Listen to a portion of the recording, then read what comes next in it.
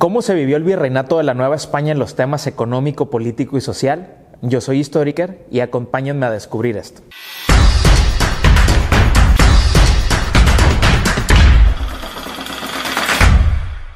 Una vez que Hernán Cortés logró derrocar a las fuerzas del señorío mexica, aquel 13 de agosto de 1521, en las vísperas de San Hipólito, como dicen los relatos, que cayó México Tenochtitlan, nace entonces la época de la dominación española. El virreinato o la colonia no empezaron justamente al día siguiente, sino que fue un proceso que fue tomando pues mucho tiempo y muchos años. De 1521 y hasta 1535 fue el tiempo que Hernán Cortés estuvo básicamente como capitán general al mando de todo lo que era el territorio mexicano en la actualidad. Para 1535 llega el primer virrey, empiezan a llegar el primer arzobispo en la Ciudad de México y entonces ya todo empieza a acomodarse para que conozcamos el virreinato tal cual. Es decir, durante los primeros años de ocupación española en lo que había sido Mesoamérica, se trataron de implementar y de tropicalizar muchas cosas que en España ocurrían para poder organizar pues lo que habían descubierto y lo que se había explorado. Es decir, vamos a empezar con la organización política. Había diferentes tipos de escalas o de puestos y entonces todos funcionaron en ese momento. Número uno estaba el gobernador. Por ejemplo, el gobernador en lo que era el Nuevo Mundo estaba en Cuba, que era Diego Velázquez, y entonces, por ejemplo, el gobernador era nombrado directamente por el rey y ejercía el poder en nombre del rey. ¿De acuerdo? En nombre del rey. O sea, decía su Real Majestad dice que, y pues era el gobernador.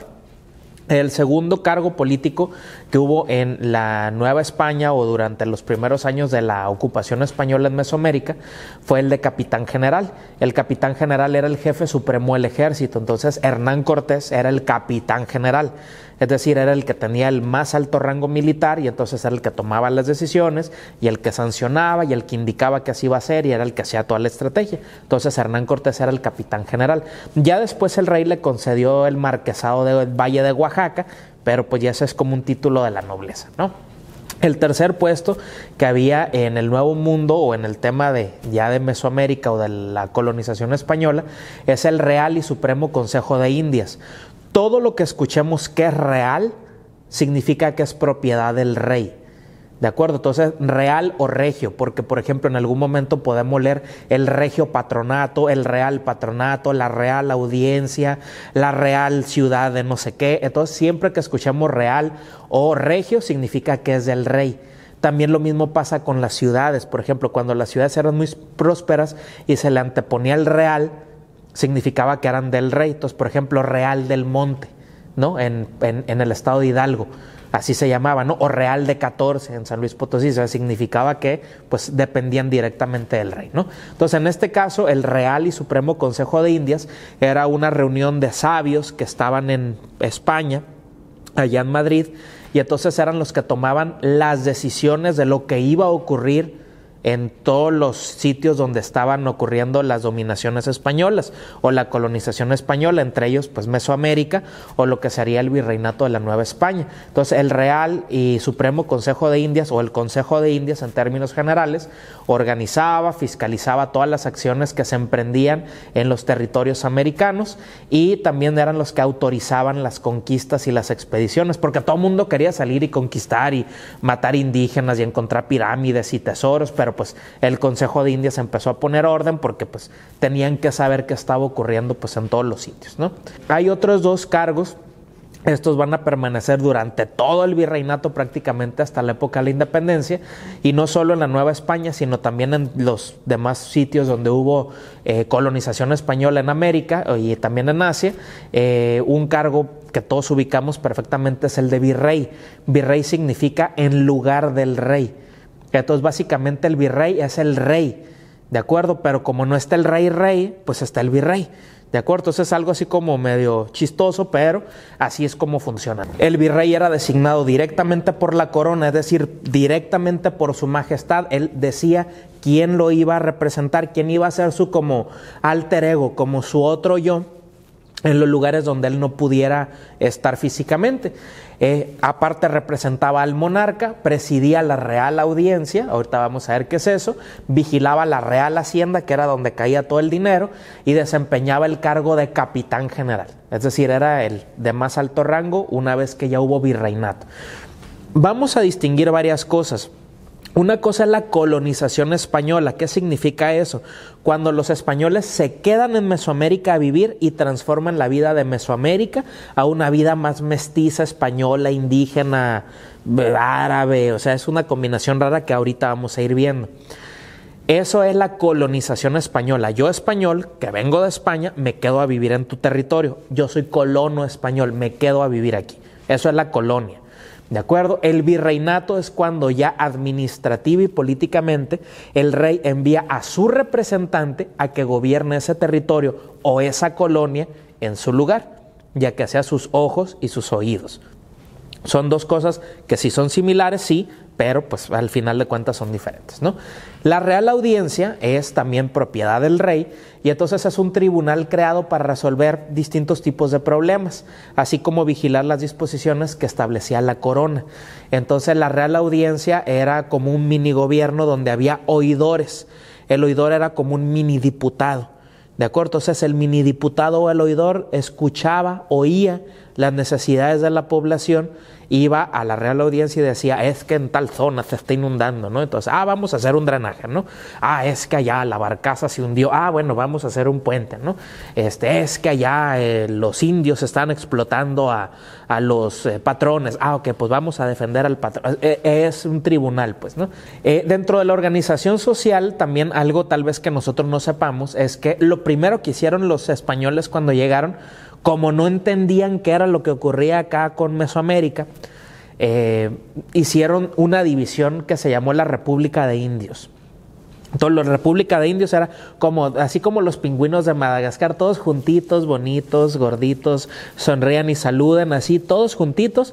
Y entonces aquí todos juntitos, ustedes pueden tener ciertas tradiciones, les aceptamos cierta forma de su cultura, hablen su lengua ahí entre ustedes. Organícense, ustedes elijan a su cacique o elijan a su mayordomo, al que los va a representar, ustedes tengan reglas de convivencia, cultiven su tierra y no me molesten. ¿De acuerdo? Esa fue como la República de Indios.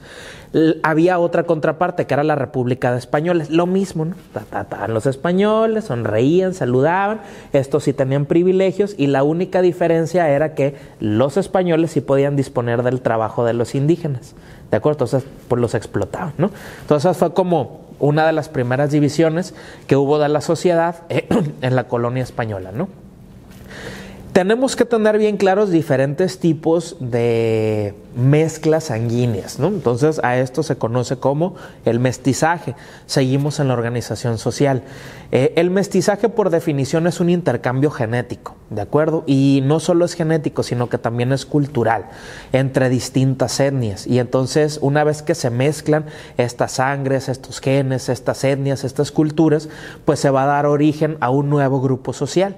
¿De acuerdo? Y entonces de toda la mezcla y la mezcolanza de todos estos grupos sociales nacimos nosotros. O sea, nuestra sociedad hoy en día es 100% mestiza. O sea, no hay nadie que diga, yo soy puro y soy... No.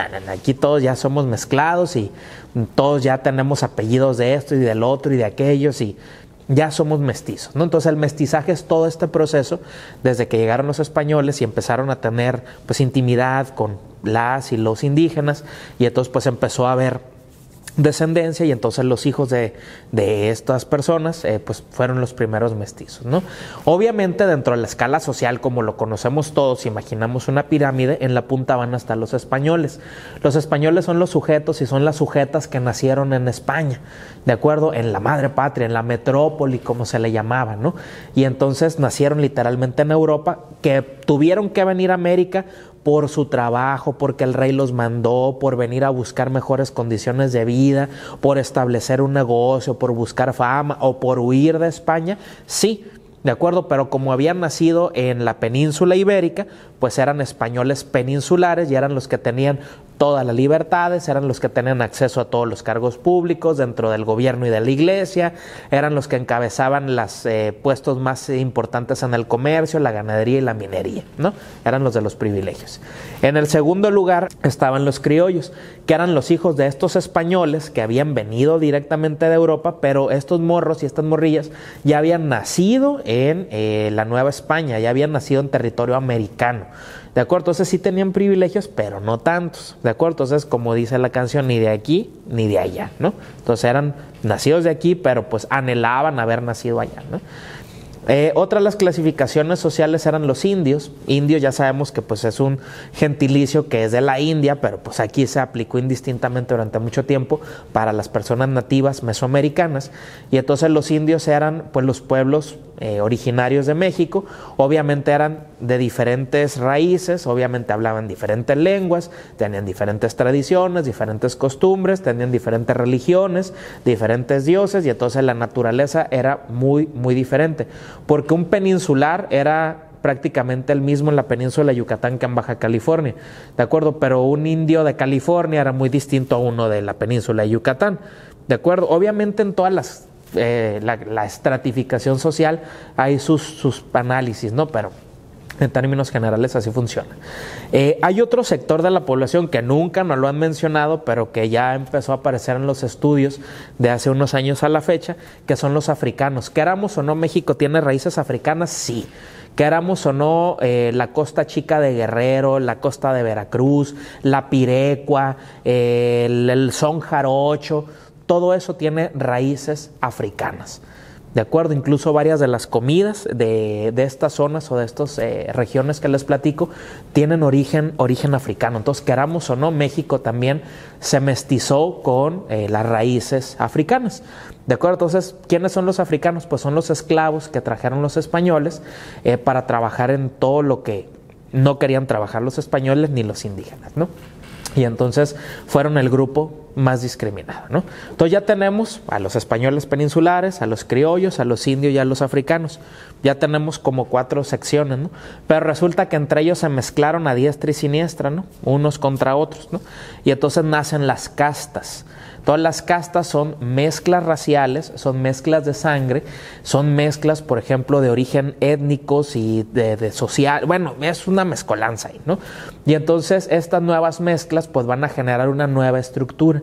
Y entonces dependía qué casta eras, era el oficio que podías desarrollar, el trabajo que te podían dar, incluso hasta la ropa que podías vestir, ¿no? Entonces era un nivel de segregación y discriminación muy fuerte, ¿no? Entonces, por ejemplo, nada más por mencionar algunas castas, estaban los mestizos, los castizos, los mulatos, los moriscos, los chinos, salta atrás, los lobos, los cambujos, tentan el aire, no te entiendo, y pues ahí síganle, ¿no? Porque entre más se mezclaba, pues era más confuso la situación, y entonces era un caos. Había albinos, había españoles que no eran españoles, sino que se parecían a ellos. Bueno, era un show, ¿no? Entonces eso en cuanto a la sociedad. Ahora vamos a ver la organización económica. La Nueva España fue muy próspera, fue muy rica, fue muy fructífera y aportó mucha lana al Imperio Español. Mucho dinero. O sea, aquí no nos anduvimos con pobrezas, ¿no? Entonces se dice que la Nueva España fue la colonia más próspera del Imperio Español en todos los dominios que tenía España fuera de España, ¿no? Entonces de aquí se extrajo el oro y la plata a lo bruto, ¿no? En cantidades así impresionantes, y entonces pues pienso que nos debemos sentir orgullosos de eso, ¿no? Hay 2 instituciones que se van a encargar de la economía para el caso de América y de la Nueva España. La primera es la Casa de Contratación de Sevilla, que fue durante los primeros años del virreinato. La Casa de Contratación de Sevilla literalmente era un grupo que estaba en Sevilla, que era uno de los puertos de los cuales salían y llegaban las mercancías del Nuevo Mundo, y entonces en esa agrupación se organizaba y se regulaba el comercio, se otorgaban permisos para explorar y colonizar diferentes zonas o nuevos territorios, y aparte se reglamentó el comercio y se administraron las riquezas que llegaban de América. ¿Okay? Casa de Contratación de Sevilla. Había otra oficina que era la Real Audiencia, acuérdense, Real del Rey. ¿De acuerdo? Y entonces la Real Audiencia se encargaba se ocupaba de la cobranza y la recaudación de impuestos, ¿no? Entonces había un impuesto muy famoso en la época de la colonia que se conocía como el Quinto Real. de acuerdo, sobre ciertas actividades. Entonces el rey en promedio se quedaba con el 20% de lo que tú generaras, de acuerdo. Entonces pues más o menos por ahí va. Bueno, entonces eso es en cuanto a la economía, pero también cuando hablamos de economía tenemos que hablar de propiedad de la tierra. Y en el virreinato la propiedad de la tierra se generó de diferentes maneras. Por ejemplo, está la encomienda. La encomienda fue introducida por Hernán Cortés y era un pedazo de tierra que se le encargaba de por mientras, se le encomendaba de por mientras a un soldado. Esa encomienda tenía indígenas que podían trabajar la tierra y el encomendero a cambio les tenía que dar educación y les tenía que dar protección, y entonces a cambio de esa protección los encomendados, que eran los indígenas, pues le daban un cierto tipo de tributo a ese encomendero, ¿no? Entonces fue como funcionó al principio, que había muchos indígenas o muchos pueblos indígenas y muy pocos españoles. Otra forma, por ejemplo, de propiedad de la tierra se conoce como el repartimiento. El repartimiento era la forma en la que los españoles podían tener mano de obra a contravoluntad. O sea, yo no quería trabajar en la mina, pero si alguien me obligaba, me repartía con alguien que tenía una mina y entonces pues yo iba y trabajaba a la fuerza, ¿no? Entonces ese fue el repartimiento. Despuesito, esto ocurrió en los primeros años del virreinato y de la colonia, ya después se sustituyó por la esclavitud, ¿no? O sea, mucho mejor, ¿no? Y dentro de las actividades económicas, ya que miramos cómo es que se repartían los indígenas y cómo funcionaba, las actividades económicas principales en el virreinato de la Nueva España son las siguientes. La ganadería. En el México mesoamericano, en el México prehispánico, no había animales mostrencos grandes, no había ganado.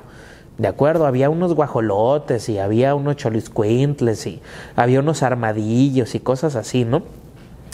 Tlacuaches y cositas chiquitas, ¿no? Pero pues ya con los españoles llegaron pues los mostrones animales, ¿no? Y entonces, por ejemplo, parte de la conquista o gracias a la conquista se introdujo rapidito y de ahí se extendió para todo el país. Llegaron los caballos, los cerdos, los pollos, las gallinas y las vacas y rapidito se adaptaron al territorio, rapidito. ¿De acuerdo? Entonces, bueno, ahorita vamos a ver más cosas, pero el cerdo, por ejemplo, sustituyó la carne humana, ¿no? La del pozole, pero después hablamos de eso. Entonces, otra de las actividades económicas importantes es la agricultura. La agricultura fue muy importante porque pues, literalmente era lo que sostenía la economía de la Nueva España en los principios y era lo que alimentaba a toda la gente. Y entonces los españoles respetaron los cultivos mesoamericanos. Es decir, los españoles permitieron que los grupos indígenas siguieran cultivando el maíz, el frijol, el chile, la calabaza, el amaranto, el maguey para producir aguamil y el pulque. ¿De acuerdo? Se sumó, por ejemplo, a estos cultivos el añil, que era una planta de donde se obtenía el tinte color azul. El tabaco también empezó a producirse en mayor escala. La vainilla también empezó a producirse en más escala. El cacao y el algodón también empezaron a producirse en mayor escala. Y se aclimataron o se trajeron desde el Mediterráneo o desde Europa. Los españoles trajeron al Nuevo Mundo la caña de azúcar. Gracias a eso tenemos, por ejemplo, el piloncillo. Y también se introdujo el trigo, el plátano y la uva. Simplemente el trigo y la uva. Los misioneros traían la plantita de uva y de trigo porque pues tenían que consagrar hostias y tenían que tener vino, ¿no? Para la misa. Entonces pues llegaron ya con la plantita ahí y pues rapidito la cultivaron, ¿no? Entonces así literalmente así me decía una maestra, se bajaron con la maceta, ¿no? Entonces pues yo no estuve ahí, pero pues me lo imagino, ¿no? Entonces esos fueron los cultivos del virreinato de la Nueva España. La minería fue importantísima, ¿no? Yo creo que es de lo más importante porque los españoles en esa época, la mentalidad económica se llamaba mercantilismo. Y entonces el mercantilismo era la acumulación de metales o piedras preciosas. Entre más metales acumularas, eras más importante. ¿De acuerdo? Entonces los españoles agrupaban y querían tener oro y querían extraer. Y entonces, pues gracias a la mentalidad de la época. Entonces la minería fue de las actividades de mayor importancia y resulta que México tenía abundantes yacimientos de metales. ¿De acuerdo? Entonces, por ejemplo, voy a mencionar muchas ciudades que tienen hasta la fecha minas, que desarrollaron mucha actividad minera y que son ciudades coloniales bien perronas hasta la actualidad y cuando vayamos o cuando vayan, imagínense más o menos este contexto, ¿no? Entonces, por ejemplo, la minería se concentró en Taxco, en el actual estado de Guerrero, en Tlalpujahua, en Michoacán, en Zumpango, Real del Monte, en Zacatecas, Guanajuato, San Luis Potosí, y de todos estos lugares lo principal que se extraía era oro y plata. Simplemente de las minas de Guanajuato, la de la Valenciana, la del Marqués de Raya, se dice que se extrajo casi el 80% de la producción de oro del virreinato, ¿de acuerdo? Y también la de la Bufa en Zacatecas, que también tiene muchísima veta de plata, también aportó muchísimo, igual la de Taxco para la riqueza del Imperio Español. Todos los españoles nos deben mucho, no solo disculpas, nos deben más, ¿no? Bueno, y la última actividad económica que vamos a ver ahorita, ya con esta voy a finalizar este episodio. El comercio también fue bien importante porque el comercio se concentró a gran escala en dos puertos, en el puerto de Veracruz y en el puerto de Acapulco. Resulta que Veracruz era el puerto que permitía la comunicación por el Océano Atlántico con la metrópoli, con España. España nos enviaba productos y de México enviábamos productos por medio de Veracruz, pero también se abrió el comercio por el Océano Pacífico, ¿de acuerdo? Donde se ubicaron, por ejemplo, todos los productos que venían del Oriente, ¿de acuerdo? Entonces, les pudiera platicar una historia, es un paréntesis académico, ¿de acuerdo? Entonces puede ser que se haga poquito más largo el video, entonces voy a hacer de cuenta que todos están diciendo sí, ¿no? Entonces ahí les va, ¿no? Está suave. Resulta ser que cuando está todo lo de la colonia y el virreinato, no se conocía que había el Océano Pacífico. Y entonces cuando se empieza a explorar la costa, los españoles dicen, fácil, si yo vengo de este mar, este es el Mar del Norte, que es el Océano Atlántico, ¿no?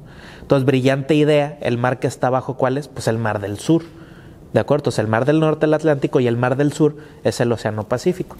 Resulta que en algún momento ya de toda la colonización española, los españoles traían un solo objetivo cuando llegaron a América: encontrar una leyenda. Esa leyenda se conocía como el Estrecho de Anián, ¿de acuerdo? Que era el pedazo donde estaba más reducida el continente, pues para poder transitar de un mar a otro con más facilidad. Hoy sabemos que es el Canal de Panamá, ¿de acuerdo? Pero pues en aquel momento no se sabía, ¿no?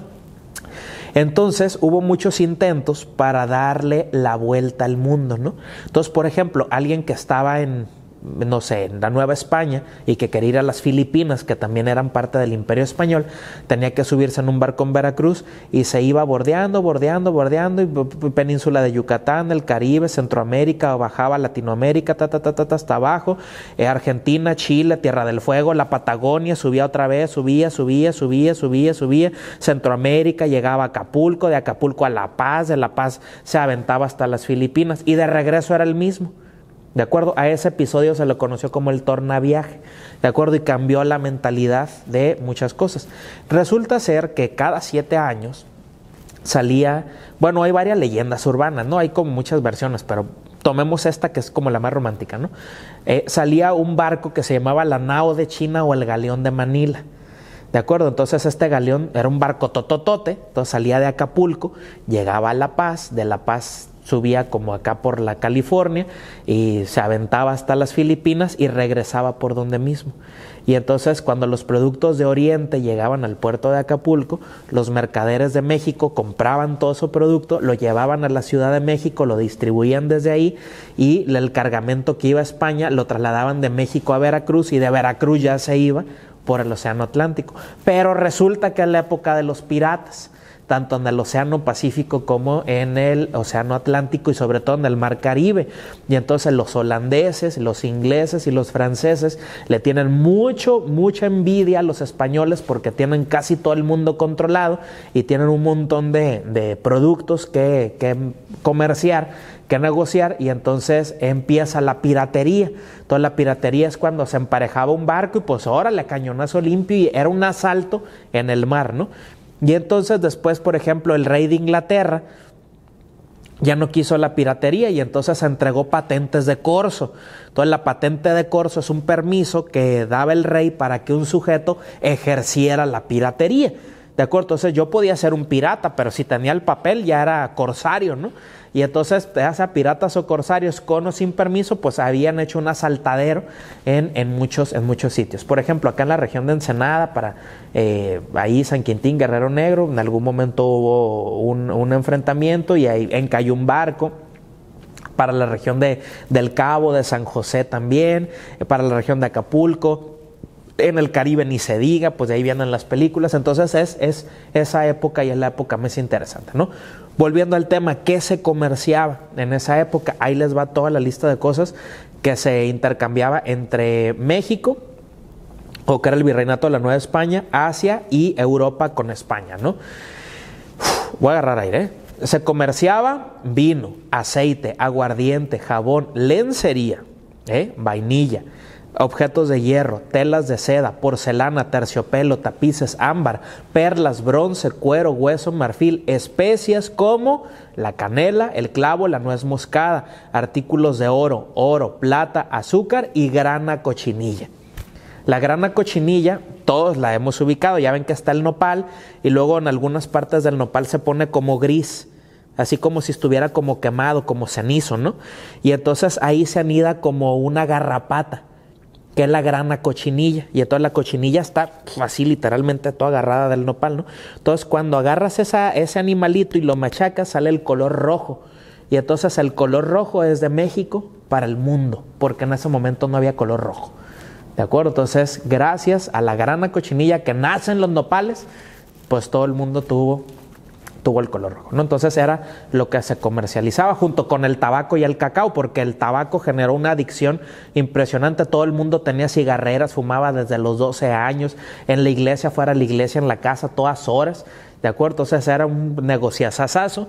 Y también el cacao se decía que era afrodisíaco, ¿de acuerdo? Y entonces se decía que calentaba la sangre, ¿no? Y entonces hay muchas historias ahí del cacao que después les platicaré, ¿no? Entonces, en resumidas cuentas, la Nueva España y la colonización española se organizaron de múltiples formas y gracias a eso tenemos el país y la historia que hoy tenemos, ¿de acuerdo? Nada es casualidad en la historia, todas las piezas se colocaron para que tuviéramos el país que hoy tenemos y al menos yo sí estoy orgulloso como de esa historia porque lejos de a lo mejor la dominación y las epidemias que trajeron los españoles y la disminución demográfica de los pueblos indígenas, también hubo un mestizaje y gracias a eso, pues nosotros hoy en día estamos aquí presentes. Entonces, hasta la próxima.